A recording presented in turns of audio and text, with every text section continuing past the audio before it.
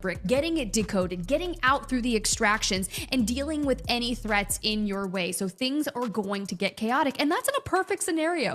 Goj already said how many times in semifinals we saw teams looking to rip that Mandel brick away and therefore increasing the time that you have to deal with it. So let the chaos begin.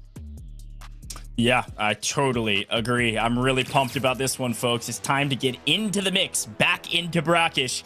Let the games begin indeed. And I think the big question in my mind, Tiff, as per the usual, is what are people bringing in? What operators are they using? What are they going to expend now that could potentially help them out for the future or bite them to come into game 3 with a lot less loot than hopefully you wanted, right? And I think that's the big key here with Brackish, is making sure that you play high risk at some level. You've got to take fights. There's just not a lot of time on the clock, but you do it in the right way where you've got the power position. And I think what my original point here with that first note about Project Lane is that they played power position perfectly, and that's going to be the key to every team's success today. And you can see we've already got our spawns. People are onto the map. Project Lane has picked up the south side of the map with Overgear nearby, not quite in the restricted area, but it's worth noting this is the first time you all have seen this. The Mantle Brick, you can see it right there in the middle in the museum. It looks like Madre Mia is going to go play hold on the Mantle Brick. It does not spawn for another 1 minute and 17 seconds and counting. You can see the clock there. Once it spawns, you're able to pick it up. You've got about 6 minutes to get it to a decoding station. Those are going to be scattered about. You can actually see them grayed out on your screen. There's going to be one where RVG is right now in Hotel, one over at Camp as well that they could take it to, and then one right there in the middle on Brackish Market, which is where L'Esperance is. So it looks like our first early engagement might be on the north side with L'Esperance again getting active, but right now we also got to pay attention to that brick, see what Madre Mia is able to do with it. Yeah, so here you can see that exactly that extract that's up on LSP. That's going to be one of the ones that spawn. But when you have the Mandel brick spawning in Museum, remember, think back to Season 1, Ghosh, how incredibly difficult it was for teams to lay siege to the Royal Museum once they went ahead and set up shop in there. And honestly, if Madre is going to hit that closest spawn point to there, of course they're going to look for that. But keep an eye on Overgear, who's navigating through that northwestern side. They're about that middle map, and they're kind of filtering off, and that's typically where we'll see that strategy to make a play for Museum. Oftentimes, though, you have the height advantage in the Museum, so I'm a little nervous for Overgear, but keep tabs because the timing's going to have to be perfect, and all of these teams are going to want a piece of that Mandel brick. Yeah, big question in my mind is L'Esperance. Are they going to play as aggressive as they did the last time? I think it was a kind of just a matter of happenstance with how fast RVG was playing, but they hear footsteps nearby. There's no question about it. I think both these teams know they're close to each other. And again, I think it's one of those moments where you're like, okay, who's going to make the first mistake? Last time RVG, this time will it be LSP? And LSP, L'Esperance, these are the two teams that fought each other right outside that Zero Dam extract. L'Esperance won that encounter, but Project Lane won the map. I think patience being a virtue is a classic statement here. You know, one of the other things to watch out for, Tiff, this is Brackish. It is on hard. You're going to see that Blackhawk in the sky, potentially throwing missiles down and giving away players' positions. Saw that a lot in the semifinals. He even targeted our Mandel brick runner at one point during the semis. So something to keep an eye on. Eyes to the sky at some level. Interesting play here for L'Esperance. We've got two engineers. You've got Luru. I can't even say it right now. Why is my brain working? Luru. That's tough, Tiffany. We can make that happen. But I also like the toxic play here from Madre. So finally seeing another Luna into the mix. So kind of starting to shake things up. And obviously a lot of these operator changes are coming at the helm of the Mandel brick being spawned in. So Madre still up in the Royal Museum. The question is, if you do go to Hotel to decode it, look at where the teams are already prepping to assume they're going to make that play. RVG and Overgear, they're going to head that way. You do have LSP and another team situated, L'Esperance, over by Market, which is going to be difficult. I think they're making a play for the steal. Yeah, I think so too. Again, Madre Mia, I mean, we all know how Mandel bricks work, but if maybe you're tuning in for the first time and you haven't watched anybody pick up a Mandel brick before, maybe you've just been learning the game in easy, normal modes or whatever, and you haven't seen one spawn, when you pick up the Mandel brick, everybody on the map can see where you are. So it is a risk for Madre Mia to pick it up this early, but it also gives you a threat level detection. And so because of that, it can be valuable to pick up and be able to play kind of around it. But in a tournament like this, the problem with everybody knowing where you're at is that the mana brick is your win condition. It is the top ranking position on our leaderboard, regardless of loot value. And so if somebody sees a mana brick picked up, everybody's going to either swarm to them or camp on these decoding stations. What Madre doesn't know is that Asara camp is wide open. If they want to take it there, they could. But right now, they're going to try to see if anybody else wants to go for the mana brick. Everybody holding positions for now.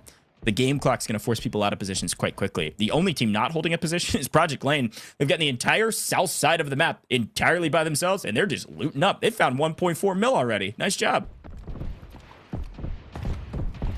I love it. They're just kind of minding their own business. It's like staying in my own lane. I'm moisturized. I'm chilling, or whatever that meme is at this point, and that's 100% what they're doing. Madre, though, still in Fort Knox, aka Royal Museum. And still everyone kind of trying to get as close as possible to that. But I think I respect the choice here. But if I'm Madre, as soon as I pick that up, you got to head to camp. And you're not even going to know that's exactly where you need to go, which I think is the toughest portion of this. So make sure that you're locking it in, looking to gather information as humanly possible, playing off audio cues. But maybe RVG and Overgear do start to engage here, which will give them that information that someone's fighting on that western side. Yeah, and honestly, one of the things we talk about in these competitions... Oh, and there's a first encounter. I'll come back to it. Overgear has found an angle on RVG.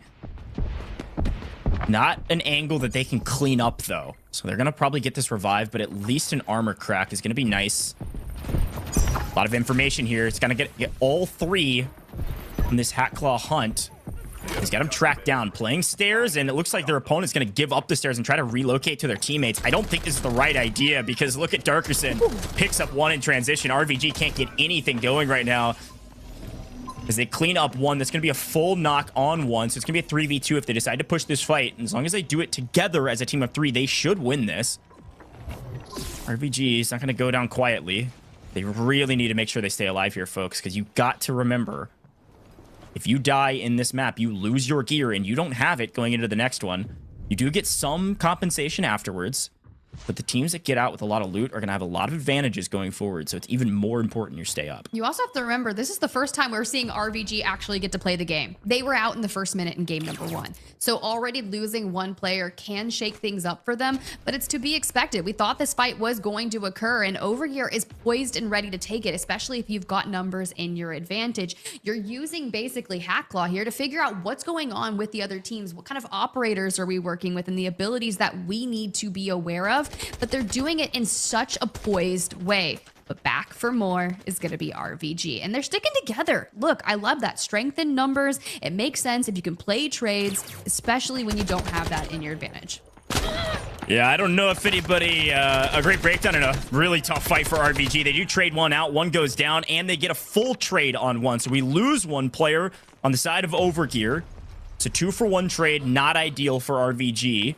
Can it maybe grab this body and put it in a position where he could go for the revive, especially because he doesn't hear Overgear's teammates nearby? Because there actually was a double knock. Darkerson knocked interior by maybe Prometheus. I don't know what's happening. I think this is going to be a tough one. RVG is probably going to get cut down. What you didn't see while we were watching this fight, and you did if you were watching the map closely, I know you Operation Gurus out there saw it. Madre Mia picked up the mantle brick, and now you can tell on our leaderboard, they've got it decoding already. So RVG in absolute trouble. Overgear has lost one as well. They're going to go ahead and pick this up just to make sure they get all three alive. But Madre Mia in a position to potentially take our first mantle. This is tough. I mean, we're doing it with 6 HP, so keep tabs on it. Look where Madre went. Dang. Straight to camp. They put the read on it. Legerance, who was situated there above market, assuming maybe they were going to push that way. No, they went all the way over towards the east, and camp it is. LSP's trying to cover that distance and get over there, and Legerance have been filtering in through the top. And honestly, if we see that double swarm, you've just got to keep an eye on the timer, right? We're at about 11 minutes left in the map, and if you want to start shaking things up, well, do it right towards the end. Looks like, of course, like you mentioned, Asara camp, where the decoding's going down. Everybody can see that as well. They can look at their map and see exactly where Madre Mia has taken this brick. They've got it on the decoding station, likely with a couple minutes still remaining, as LSP and Illustrance are probably going to engage. Overgear has fully revived their team, all three up, likely going to be able to re-kit back up and be full health All armor back alive going into whatever fight is next for them. 3 kills is great, but Mantle Brick is nearly everything. We got to watch out for Madre. Love to swap over and see what those timers are at. Even though this fight may be happening shortly, got to pay attention to that decoding timer.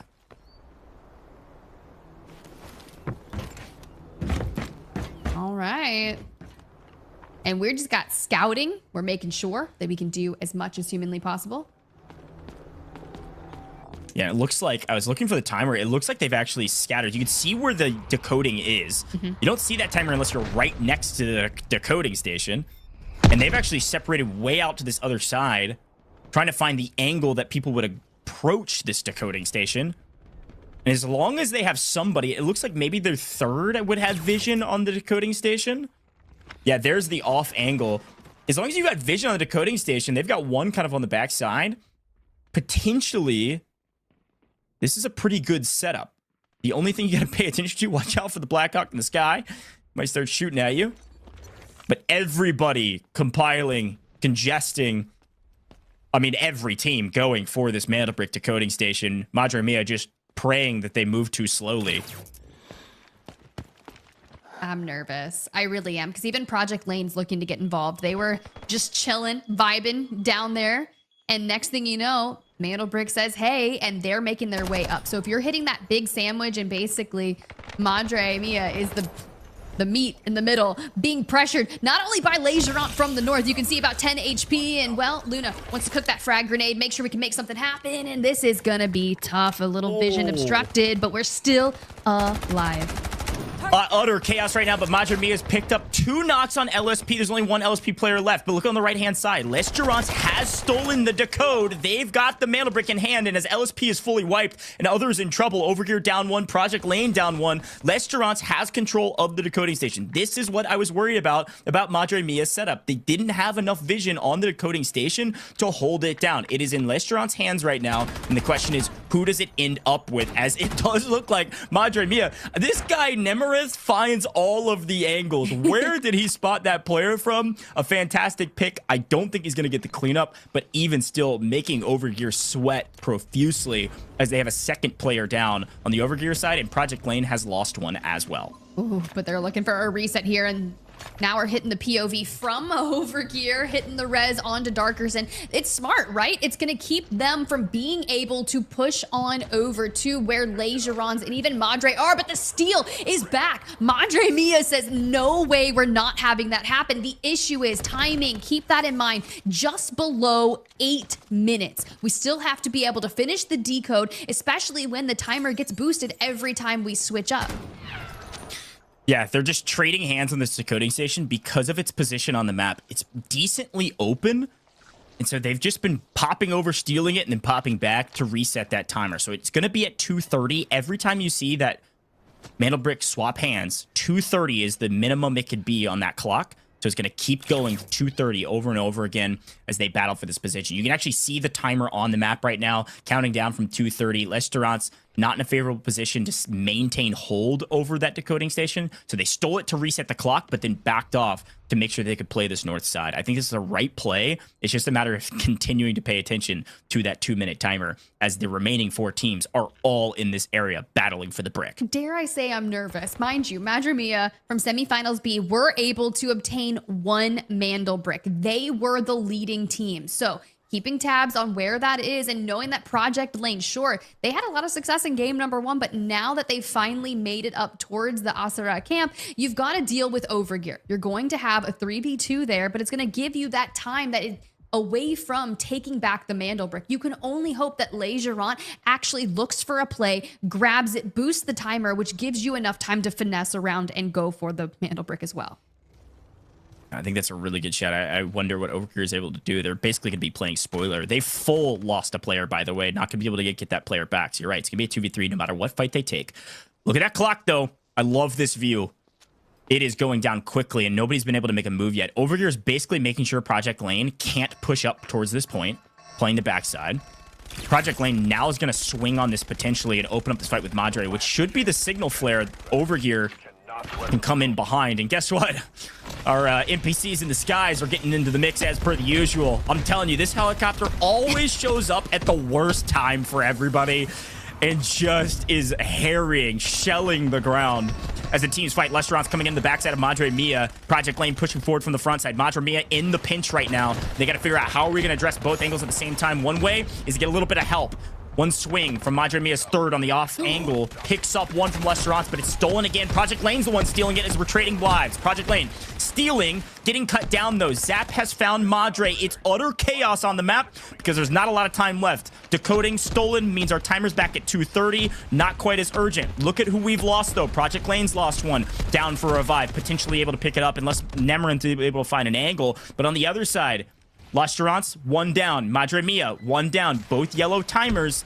Don't think they're going to be able to get picked up anytime soon with the amount of bodies in the area. Look, justice for Terry. That's all I've got to say. Goes down at the helm from the helicopter. So keep tabs on that. We do get the res. We're working on getting healed back to final form. And it's Madre still down to 2. Still looking towards investing the chaos over towards Project Lane after having it ripped from them. But guess who's got it back? This is just a trade of hands and the biggest enemy of them all, time.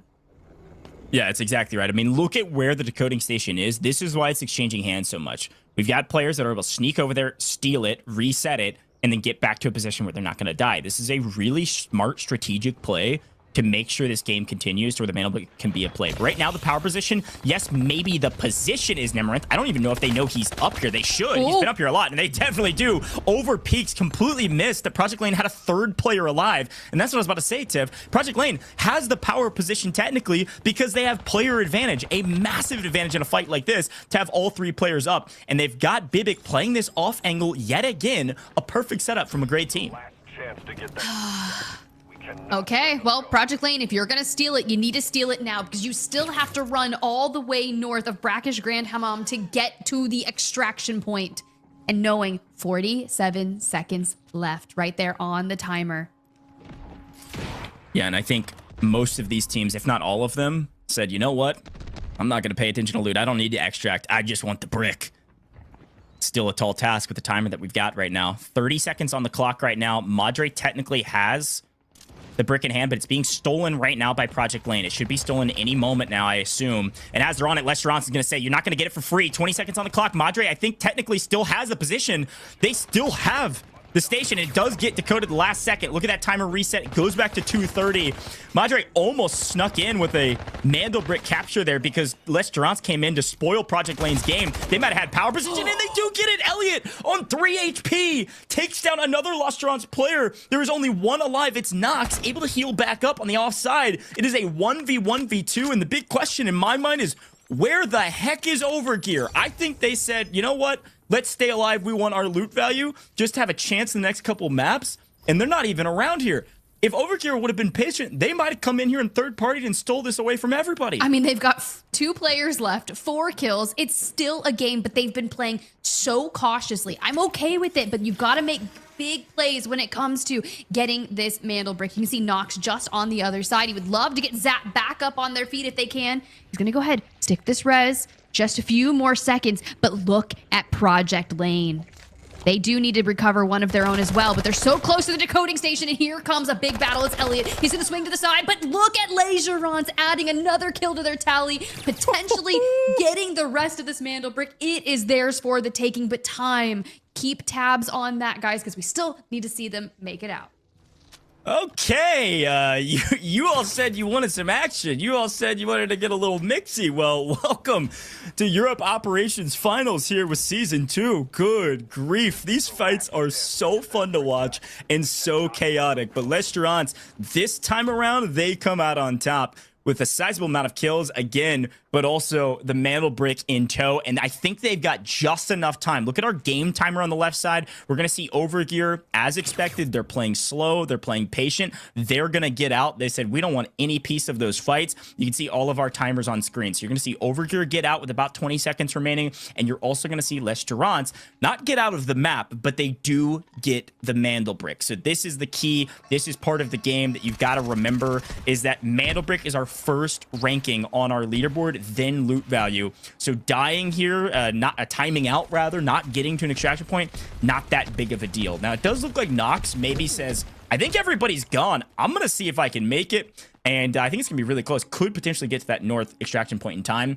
As Zap says, I don't really have too much on me. I'm going to make sure we get this brick, and we do. Run, baby, run. Look, you got to do it, right? Especially if you can maybe hand Nox over some things. Be like, look, I want to preserve this. I think this is better off in your hands. Maybe you make that run, but you can see Overgear, 12 seconds left. They're going to make it out with just about 20 seconds to spare. Brilliant job for Overgear, but I do love a good Mandel brick. So congratulations to Legeron.